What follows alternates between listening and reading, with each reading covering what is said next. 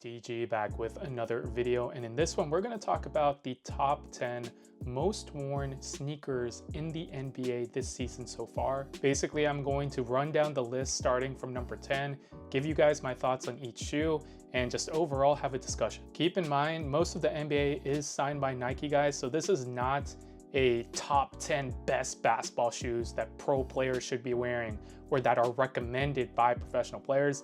This is literally data compiled, so this is like objective and what players are wearing in the NBA, but again, most people are signed to Nike. At number 10, we have the Kobe 8 Protro. My thoughts on this is that I feel like this is a deserving spot.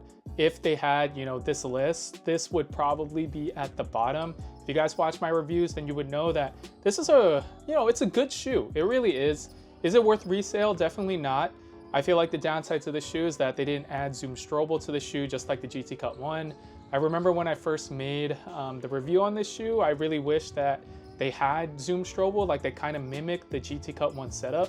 A lot of people had problems with that, or I guess I saw a couple comments say that, no, it's gonna take away from the court feel. And then I think, well, I guess the GT Cut 1, was having a lot of cushion, but at the same time, it doesn't take away from the court feel. There's a lot of shoes with Zoom Strobel that have a lot of court feel. So at the end of the day, guys, this is a good shoe. It's lightweight, has a really good traction, but the cushion is lacking and pretty much the materials are not that premium.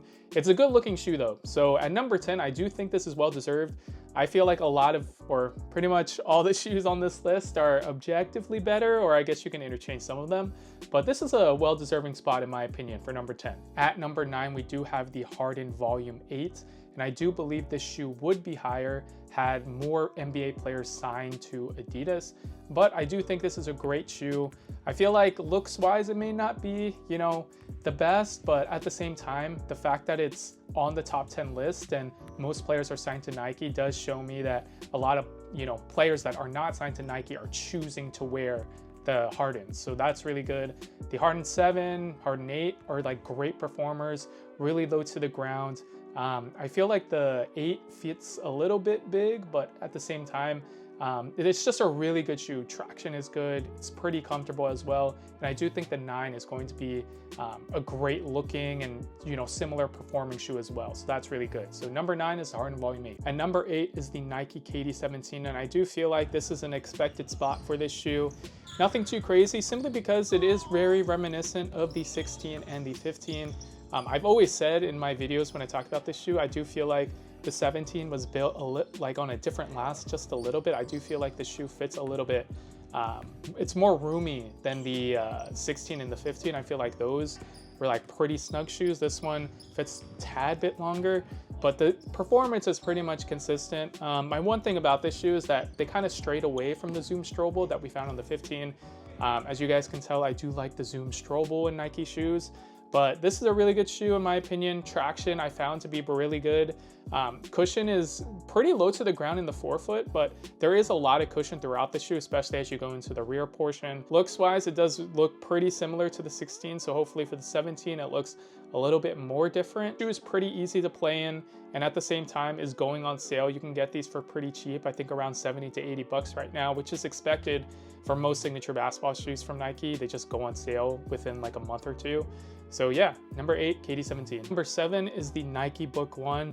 And the fact that this is in the top 10 list after a lot of people were hating on it is, not that surprising, because when I first got this shoe in hand, the materials were the first thing that pointed out to me, because they're not premium per se, but they're really good in comparison, okay? So relative to other Nike basketball shoes, the materials on this are, I guess, relatively more premium. And overall, it's a really solid shoe, okay? It's not gonna provide you the best cushion. It's not gonna provide you the best of everything, but holistically speaking, lockdown's really good. The fit is very snug, which a lot of people like.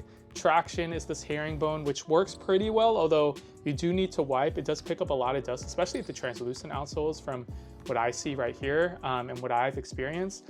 But overall, the Book 1 is very good. And the fact that they're going on sale, it looks very versatile as well. So you can wear these on and off the court, stuff like that. I'd say downsides to this shoe is that if you need more cushion in the forefoot, because these are pretty low to the ground all throughout the shoe, I guess There is more cushion in the heel, but at the same time, if you need a little bit more cushion, this may not be the shoe for you.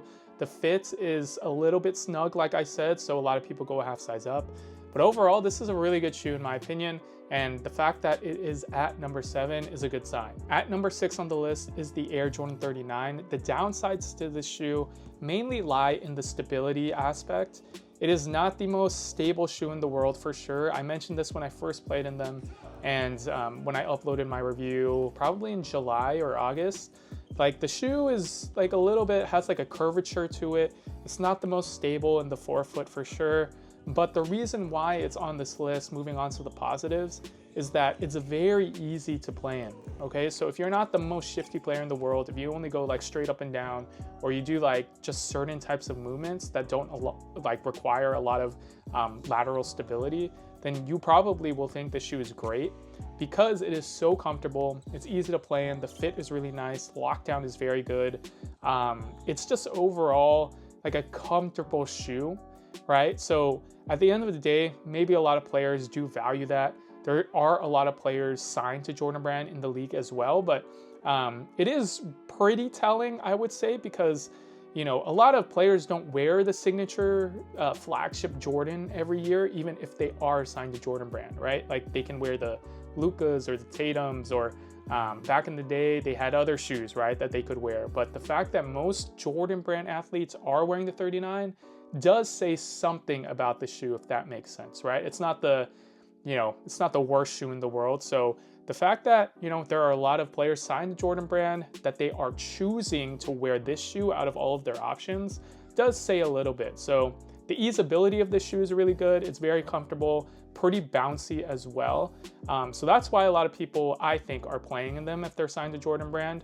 And the main downside to the shoe, again, is kind of the stability. But if you're not a very shifty player, then you can probably get away with this shoe. The thing I recommend for the Air Jordan 39 as well is this Move insole, guys. It does come with a built-in plate. So again, it adds more stability in the shoe. So if you do try to get this shoe, then I would recommend getting the Move insole for these. The shoe ahead of this at number 4 is a little bit surprising, but you know, maybe a lot of you know, NBA players value court feel a little bit more, which I do feel like number 4 has a little bit more of than the 5. But overall, Kobe 5 is a great shoe. I've been playing in this shoe since I was pretty much a kid, and so I've played in a lot of pairs. It is just one of my favorite shoes to this day. The main thing about this shoe is that it's just a really nice fitting shoe with, you know, the Protro version. The Zoom Turbo in the forefoot is really nice, especially after you break it in. You're not really compromising court feel, in my opinion, but overall, it's just a great looking shoe, comes in great colorways, looks great, traction is really good, although on this X-Ray colorway, it's not the best in my experience. The X-Ray colorway, I don't know, maybe it's the glow-in-the-dark outsole, but the traction is definitely not as good as the other pairs that I have, which is a little bit weird. So overall, I do like the Kobe 5 a lot. It's one of my favorite shoes of all time. But this at number 5, you know, makes sense considering the other shoes on this list and kind of the reasoning behind the shoes ahead of it. At number 4 on the list is the Kobe 4 Protro, and I do believe this is a little bit higher on the list to NBA players at least, just because it has more court feel. That's what I think. And in my opinion, it does have more court feel. I do feel like the Kobe 4 is lower to the ground. This shoe overall is a great shoe, really good shoe for shooters. If you need a lot of response right away, instantaneously, then this shoe will provide it, which is why it's so popular. And obviously because of the looks, again, this is a Nike dominated list. Most of the league is signed by Nike. Literally the NBA jerseys are Nike. So overall, this shoe is well deserved to be in the top 5 at number 4. In my personal list, I would put the Kobe 5 a little bit higher just because I like that shoe more, but I value a little bit more cushion in the forefoot. But overall, this is an expected spot for this shoe. At the number 3 spot is the Nike GT Cut 3. And overall, this shoe is great, guys. This shoe is really good. If you guys watch my review that I uploaded a year ago, over a year ago, got the shoe early from ID for Shoes on eBay. He's pretty well known in the basketball shoe community, if you guys don't know him, overseas retailer. But basically, I was very surprised about this shoe, or I guess not surprised, but my expectations were lowered because of the twos. If you guys watch my videos, then you know I don't really like the twos performance-wise. I think that shoe has great colorways, it looks great, but performance-wise, it's not my favorite. But the threes, when I first played in them, I was like, oh my gosh. And then I uploaded the review. I was like, this shoe's way better than twos, way better. It's not even a question. People were like, oh, I'm not sure about that. And now, top 3 most worn shoe in the NBA, pretty telling in my opinion, considering Nike basketball has like 50,000 shoes. So overall, this is a great product. I do believe that the top 3 are pretty much interchangeable, with number 1 I'll talk about soon in my opinions on that. But overall, this is a great shoe. It is pretty bouncy though. It's pretty bouncy. It's not the most court feel compared to the 4. I'd say this shoe has a lot of court feel, but it's more bouncy in my opinion. The Zoom X in here is just like uplifting a little bit. And overall, traction's really good, looks really good, comes in great colorways. The downsides of this shoe is that the durability is not the best, and it's a little bit expensive. It's like $200 with tax. So it is a top performing shoe, but if you can get any colorway on sale, which there are colorways on sale right now, I do recommend it. It may not last you the longest, but for the performance that you're getting, especially on sale, can't really beat it. I do like this shoe a lot. So let me know what you guys think of the GT Cut 3 on the top 3 list. Number 2 is the Nike Sabrina 2, and I do feel like this is a really good all-around shoe. You're getting lots of comfort, a really good fit, great aesthetics. I mean, in my opinion, this does look like a Kobe 5. So, you know, this is easier to get than the Kobe 5. You're gonna pay like $500 for a Kobe 5 nowadays. So might as well just get the Sabrina 2, get very similar, if not equal performance for a lot of hoopers. At that point, the performance is negligible. It just depends on, you know, how you actually play and not necessarily the shoe. And overall, this is a great performing product in my opinion. Sabrina 1 was my top shoe for 2023, performance-wise, you know, holistically, I guess. And now we got the Sabrina 2, and it's the number 2 most worn shoe in the NBA, which is pretty telling. I would say it's pretty low to the ground, has good cushion or adequate cushion. It's not going to be like a LeBron 17. Traction's really good on this shoe. Looks great, comes in Nike ID. So it makes no, it doesn't surprise me that this is at number 2. Holistically speaking, you can make your own colorway. That adds some points to the list. Performance adds most of the points to the list. And then you get, you know, availability, right? A lot of people can just wear this shoe. They can buy it on Nike. And no matter the colorway, you're getting good performers. So at number 2 is the Nike Sabrina 2. At number 1 on the list is pretty much no surprise to a lot of people, especially considering, you know, the context of a lot of people signed to Nike and the league mostly wearing Nike shoes, is the Nike Kobe 6. This is my favorite basketball shoe of all time, aesthetically, performance-wise, whatever. Been playing in this shoe since I was a kid.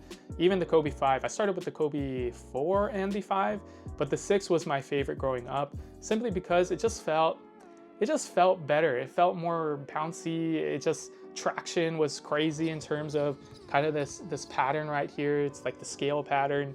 I just absolutely love the fit as well, the lockdown, all of that stuff. So consider putting that all together. It does make sense to me why this is number 1 on the list. I will preface this by saying that I don't think that you're losing performance if you don't have this shoe, right? It's pretty negligible, like what people may like as the shoes get better and better. So near the top of this list, guys, you can probably interchange all of these shoes and, you know, perform just as well, right? That's kind of like my message for this video, is that this is a kind of like biased list because most of the league is signed by Nike. So you can wear Way of Wage, you can wear 361, you can wear UA, Under Armour, Curry Brand, whatever, and you'll probably still get buckets, right? But in my opinion, this does make sense for the number 1 spot. It is a little bit more bouncy than the last 3 shoes or the last 4 shoes in the top 5. It is just a great looking shoe, has great traction, really good fit once you break it in. It is pretty painful once you start playing in these, but it gets better over time. And overall, this is just a great performer, right? It just makes sense why this is at number 1. But again, guys, just keep in mind that, you know, you can get a Sabrina 2 for literally a fraction of what these are worth. Because the Grinch colorway costs, I don't even know now, you know, probably $1,000 at this point. You can get you can pay a tenth of that cost, get a Sabrina 2, and probably beat a guy wearing a Kobe 6, right? Like, the reason why this is at number 1 on the list is for the reasons that I mentioned, But if you're really trying to get a recommendation out of this video, then you can just get one of these cheaper options. Again, Sabrina 2, well deserving at number 2, and cost a fraction. What's funny about this shoe is that the only 2 colorways of the Kobe 6 Protro that I got for retail were these on Sneakers app, and then also the exclusive access last year, if you guys watch my videos, for the reverse Grinch. So I got the Grinches for retail, and then everything else paid resale for, I'm pretty sure, unless I got one on Sneakers randomly or something like that.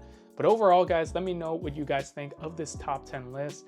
At the end of the day, I think I agree with all of it. I would say that I do like the Kobe 5 better than the 4s, but the top 3 are pretty expected. You know, Kobe 6 at number 1, Sabrina 2 at number 2, and then number 3, GT Cut 3. But again, leave a comment down below and let me know what you guys think of all of these hoop shoes in the top 10 and what you would add to it. Thank you guys so much for watching. Make sure to comment, like, subscribe, especially if you made it this far, and we'll catch you guys in the next one. Peace.